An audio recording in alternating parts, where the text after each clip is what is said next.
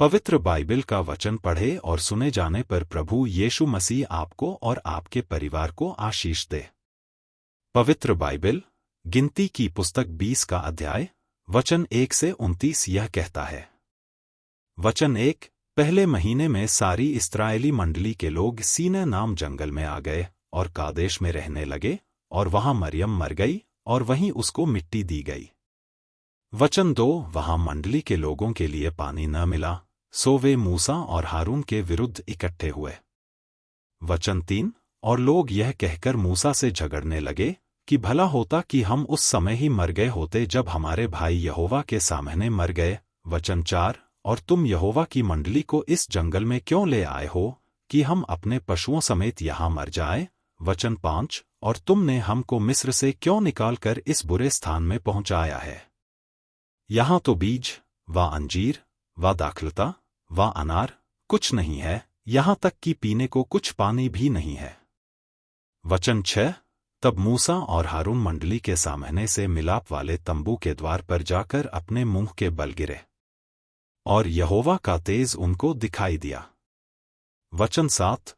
तब यहोवा ने मूसा से कहा। वचन 8। उस लाठी को ले और तू अपने भाई हारून समेत मंडली को इकट्ठा करके उनके देखते उस चट्टान से बातें कर, तब वह अपना जल देगी। इस प्रकार से तू चट्टान में से उनके लिए जल निकालकर मंडली के लोगों और उनके पशुओं को पिला। वचन 9। यहोवा की इस आज्ञा के अनुसार मूसा ने उसके सामने से लाठी को ले लिया। वचन 10। और मूसा और हारून ने मंडली को उस चट्टान के सामने इकट्ठा किया।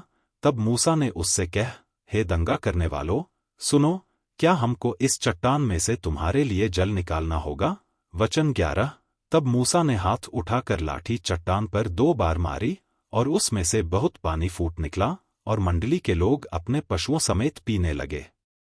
वचन 12। परंतु मूसा और हारून से यहोवा ने कहा, तुमने जो मुझ पर विश्वास नहीं किया और मुझे इस्राएलियों की दृष्टि में पवित्र नहीं ठहराया, इसलिए तुम इस मंडली को उस देश में पहुंचाने न पाओगे जिसे मैंने उन्हें दिया है।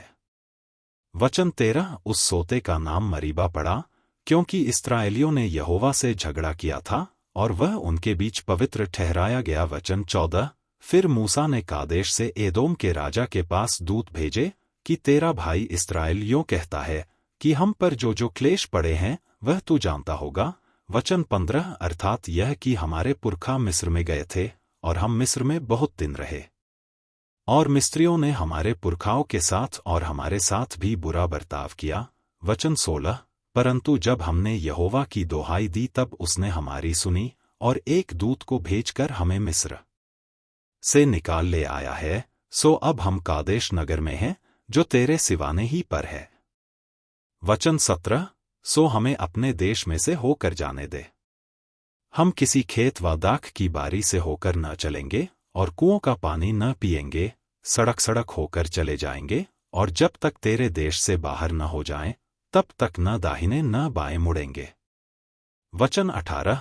परंतु एदोमियों ने उसके पास कहला भेजा कि तू मेरे देश में से होकर मत जा, नहीं तो मैं तलवार लिए हुए तेरा सामना करने को निकलूंगा। वचन 19। इस्राएलियों ने उसके पास फिर कहला भेजा कि हम सड़क ही सड़क चलेंगे, और यदि हम और हमारे पशु तेरा पानी पिएं तो उसका दाम देंगे, हमको और कुछ नहीं, केवल पाव पाव चलकर निकल जाने दे। वचन 20। परंतु उसने कहा, तू आने न पाएगा। और एदोम बड़ी सेना लेकर भुजबल से उसका सामना करने को निकल आया। वचन 21। इस प्रकार एदोम ने इस्राएल को अपने देश के भीतर से होकर जाने देने से इनकार किया, इसलिए इस्राएल उसकी ओर से मुड़ गए। वचन 22। तब इस्राएलियों की सारी मंडली कादेश से कूच करके होर नाम पहाड़ के पास आ गई। वचन 23। और एदोम देश के सिवाने पर होर पहाड़ में यहोवा ने मूसा और हारून से कहा। वचन 24। हारून अपने लोगों में जा मिलेगा, क्योंकि तुम दोनों ने जो मरीबा नाम सोते पर मेरा कहना छोड़कर मुझसे बलवा किया है, इस कारण वह उस देश में जाने न पाएगा जिसे मैंने इस्राएलियों को दिया है।